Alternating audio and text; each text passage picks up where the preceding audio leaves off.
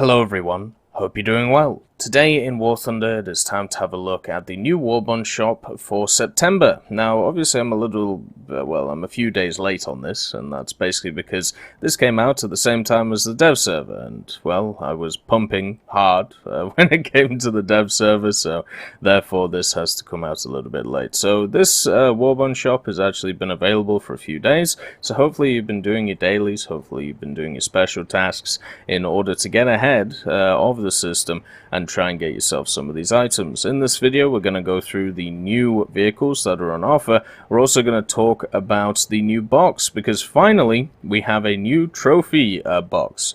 The Vehicles Mark IV, or the Vehicles 4 box, has finally graced us. And unfortunately, it's just a conglomeration of what we've seen before, but there are still some quite nice prizes in there, and obviously this will affect the Gaijin market prices of stuff. So, let's start as we mean to go on. The first bit is the decal, is the moose skull emblem. It is of the Luftwaffe, the Bardufoss in Norway, and it does look very nice. It is obviously a PNG, so you can stick it to anything, and of course it will be able to be available on, your vehicle. I've talked about in the past how I'd like to see returning old school Warbond decals be available in some kind of box in the Warbond shop, just so if you miss a decal for a specific month, let's say you want to go for a vehicle instead, then you don't just miss it, you can actually get it back later on. Because a lot of the decals that are available in the game are incredibly nice. Like they are absolutely beautiful decals. Like this is the last month. You have the Spartan nose art, and then this month, of course, the moose skull, as we talked about. And it's kind of sad for players not being able to get access to all of these things at once and having to pick and choose. So why not create a system which leaves it open to everyone, if not adding in a little bit of chance? So first of all, we're going to talk about the boxes, and if you want to know how Warbonds work, basically you have 2 daily tasks a day plus special tasks. If you complete them, you'll get Warbonds and you'll get a rank in your Warbond shop. As you go up, you realize that everything has a special task price, a rank price, and a Warbond price. Once you have them matching all 3, you're able to get whatever is on offer. So for a Yak 1B, you need, let's go for the independent, you need 3,300 Warbonds, and then you need 12 special tasks and rank 5 in the shop level. So once you've got all those 3, which most of the time you just do by completing dailies, then you'll be able to get access to those vehicles. Let's start talking about the test drives which are on offer this time. We have the Spitfire F Mark 14C, the Ju-288, the Type 75, the Calliope, and of course the T-34-100. So out of these options, I would say the better ones are the Ju-288. The reason for this is because it has a really good RP booster to it. It doesn't actually have very good SL booster, only 375%, but it is an incredibly easy thing to fly, and also you will still make money on it. It's just that you will make as much as some other aircraft you'll see. It has a 20mm in the booty. It is able to get and kill 2 bases without really getting attacked. It should always make it back to base and be able to, respawn and repair. And also at the level it's at, 5.7, the Germans have a really good win rate. So therefore, you will have a really good win rate on top of everything else that you're doing. The Spitfire F Mark 14C is a vehicle at 5.7 which can definitely counter machines like the Ju-288. It is, of course, a Spit which has the Griffin engine in it and has 2 20mm Hispano Mark IIs and 4 77mm Brownings. Overall, it's a really fun vehicle to use, and if you need a machine which is okay for grinding, it's not a terrible shout. The only issue it can have is, once again, the 5.7 problem where the allied teams kind of fall apart. So you may be left alone. You can definitely get a few kills as you go, but just understand that it's not a machine it is a machine that can carry games, definitely. with its Hispanos. But the main thing you need to understand is, at least at this 5-7 level right now, the Allied teams are falling apart really hard. So it can be quite demoralizing to play. The Type 75 is a meme. I don't need to go into it. I know a lot of people sing its praises. It's useless. And then the Calliope, I mean, it'll be fun. And, if this is the I want to have fun pick, so, make sure to pick that up if you want to. T-34-100, it has too long of a reload, it has no gun depression, and the gun itself is not stabilized enough.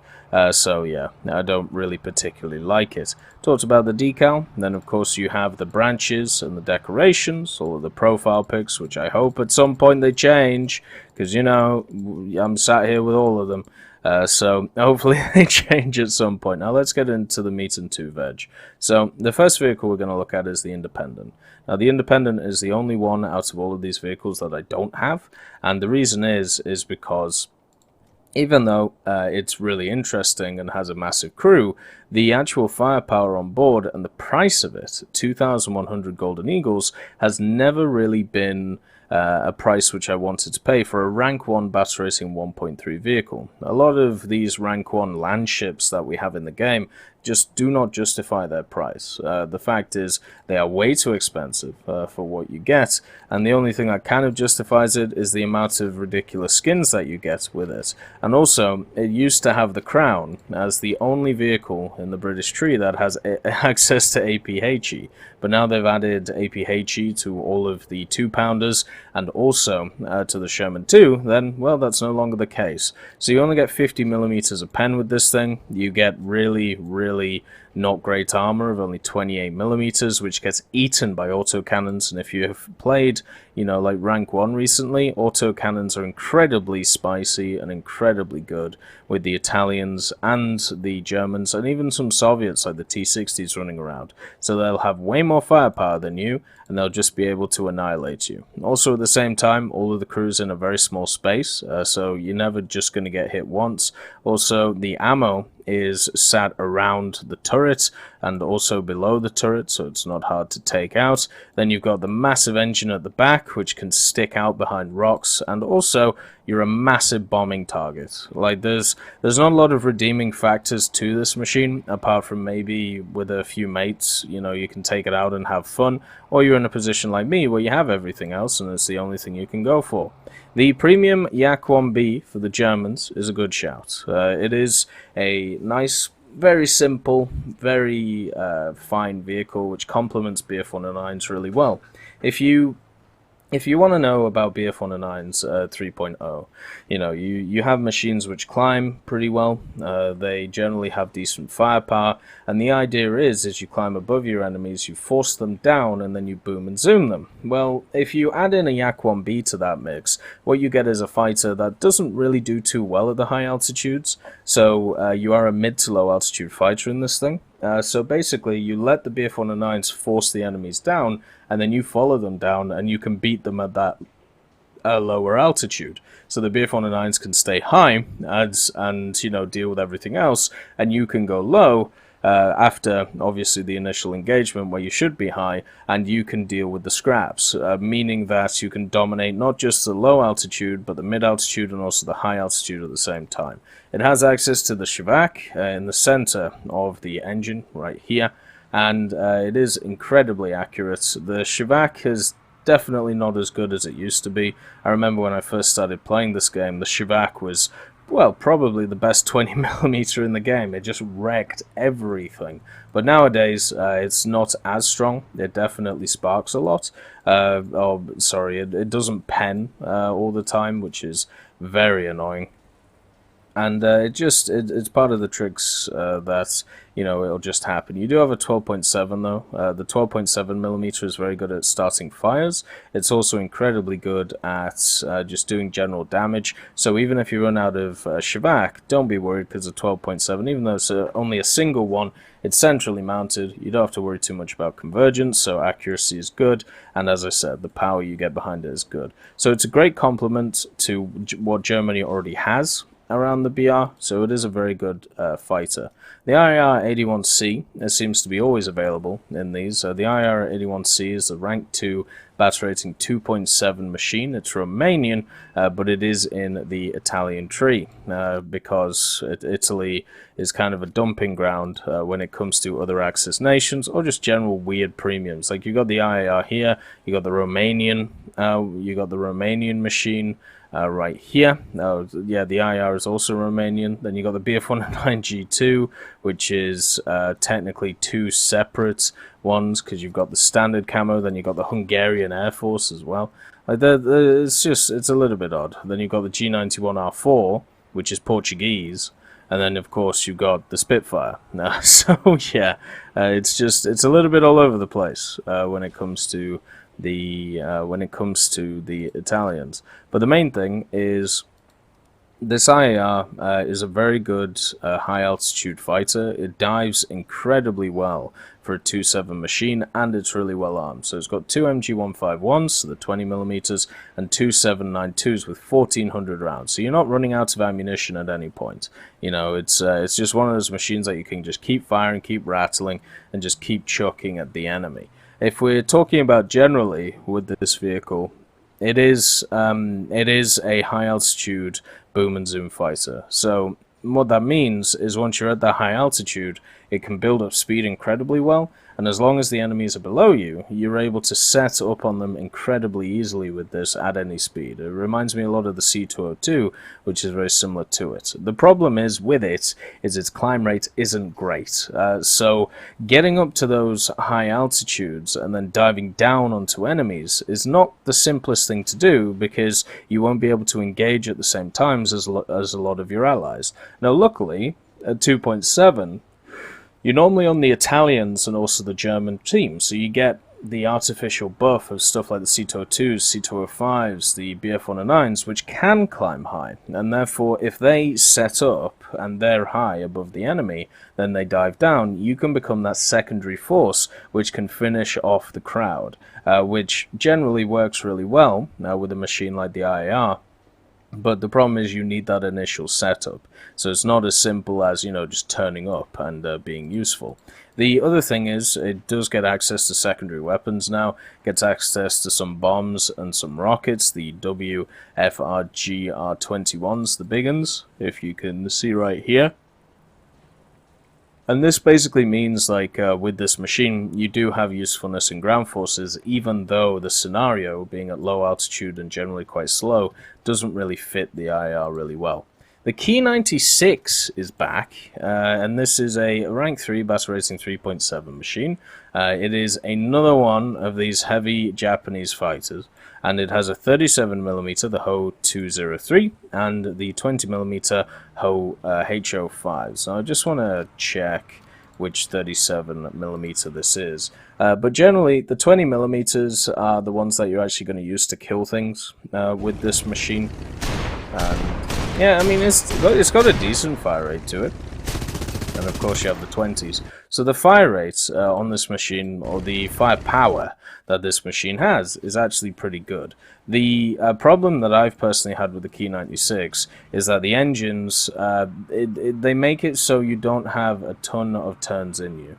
Generally what happens with a lot of these Japanese fighters is you have a scenario where you're able to keep your energy through a lot of turns, so your energy retention is really good, which makes stuff like the Key 45 Co very, very powerful. But with the Key 96, it feels a little bit heavier than some of the other ones.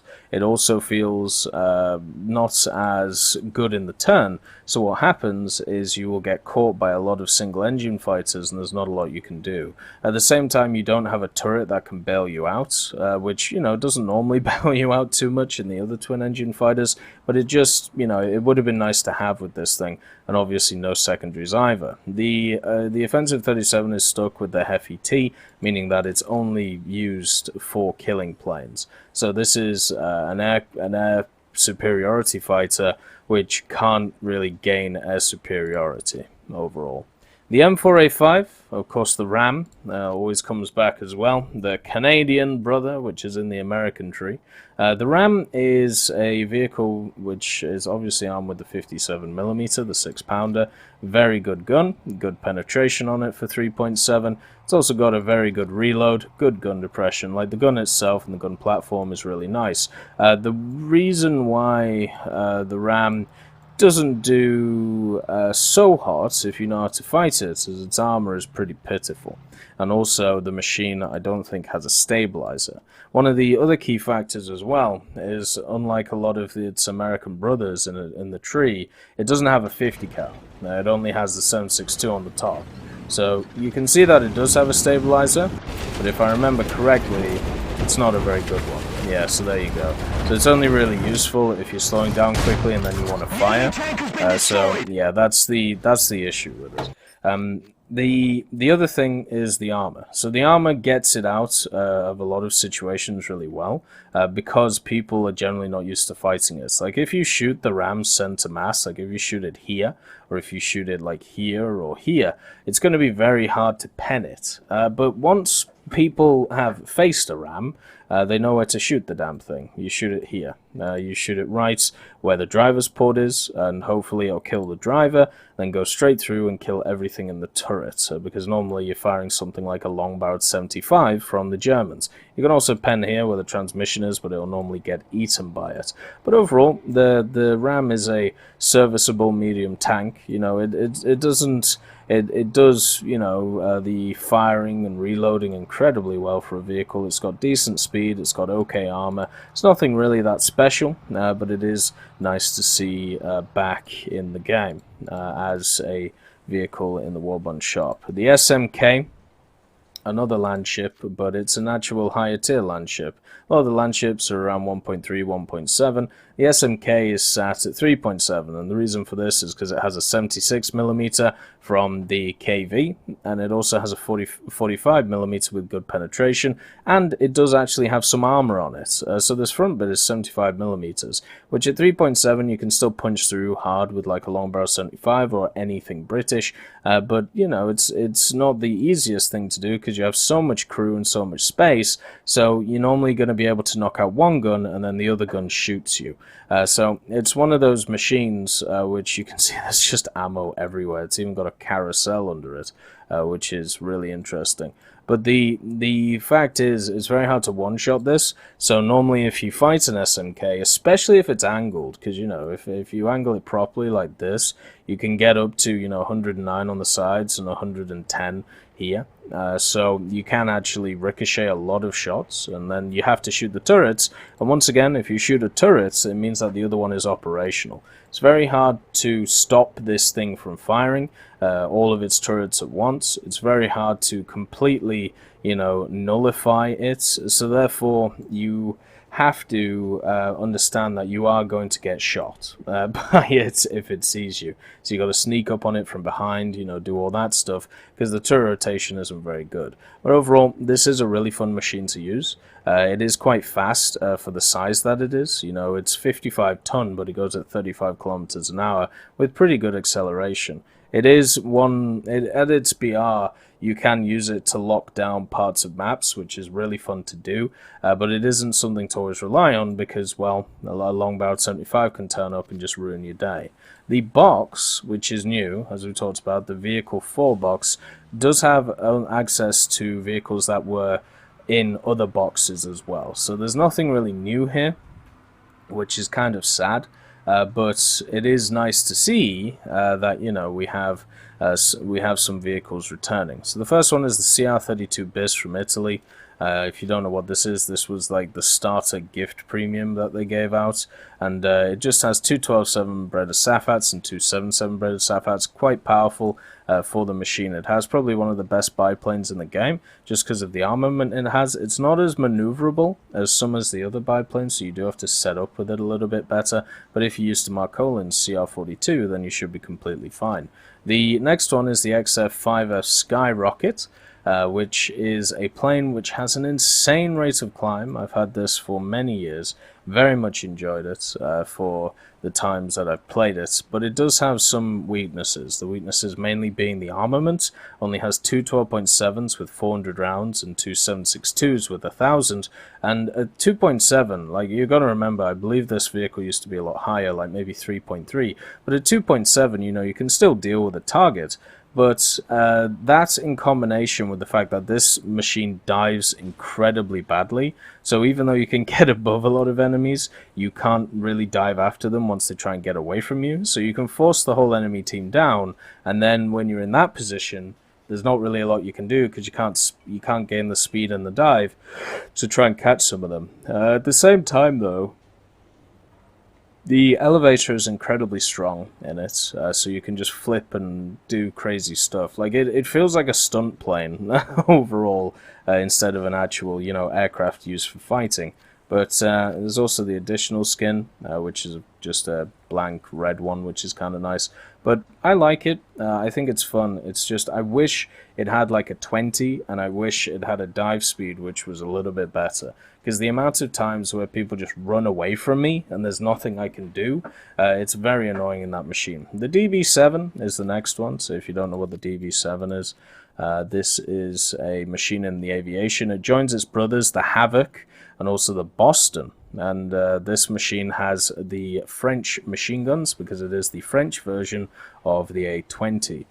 You have the DB7, which has four 7.5mm max, a turret of two 7.5mm, one in the bottom, one in the top right here, as you can see on the X-ray, and it also has the Pratt & Whitney engine, so it keeps the American engines but replaces with French guns. And these French guns, even though they have a lot of ammo, this is probably the weakest out of them, just because the Havoc has slightly better armament. Obviously the Boston is the best, just because of the engines and also the armaments as well. But the DB7 is serviceable.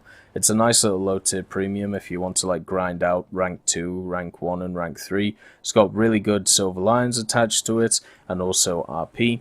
And it's, you know, it's not really a collector's vehicle, I don't think, but it does have a nice camouflage on it. As you can see, a Vichy France camo. I would say it's good for researching the early tiers of Britain, but it isn't really going to teach you a lot. It's going to teach you how to aim at people who are sat behind you as you're trying to run away, which it can do because it does have quite powerful engines. The BF-107E2, E7U2. So there's the BF-109, not the BF-107, the BF-109 E7U2. This was a Thunder League vehicle back in the day, I believe. If you hit a specific goal, or if the community hit a specific goal, it was available for people. And it's a rank 2 Battle Racing 3.0 vehicle, very similar to the E4 that we have in game already. And it is a great vehicle. You know, it's got good rate of climb to it, has good guns. The MGFFs are a lot lower velocity than the MG151s, but if they connect pretty hard. You do have a limited amount of supply of them, only 120 rounds. But that's made up by the amount of machine guns you have with 2,000 rounds of ammunition. So you can stay in the fight for a long time. The only issue that this plane has is its engine sometimes is a little bit temperamental, like it gets hot a lot. But apart from that, it's a great plane. Like, it's, as long as you know, are keeping track of the engine temperatures, you're able to do pretty much anything you want in this. The only thing that beats you out is at low speed Spitfires, which eat you alive. So make sure not to be at slow speeds. And the last vehicle is the Su-76M 5th Guard Cav Corps, and this is just a copy of the one in the tech tree with a specific skin on it, which is designed for one specific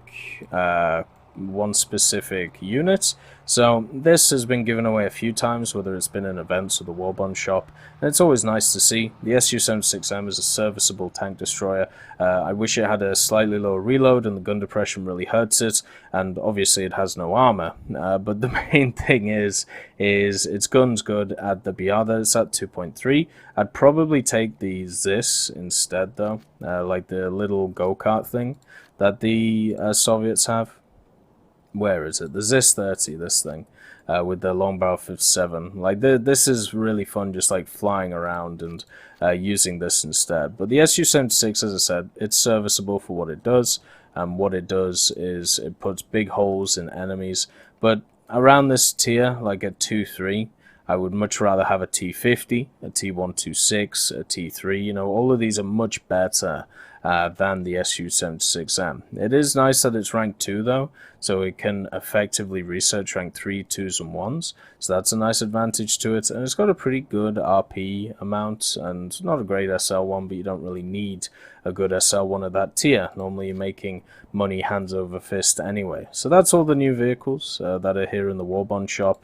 If I would have to pick one, with the battle trophy vehicle, I think the Skyrocket really stands out as a really fun vehicle, and the DB7 is the other one. So those are the two I would like to have. If I'm talking about what I would like and usefulness out of these ones, it probably goes Yak-1B, IAR-81C, M4A5, SMK, Key 96, and then the Independent being the worst. So those are my picks for the Warbond shop this month. Hopefully we get some new stuff in the next one, such as either new decorations or new profile icons.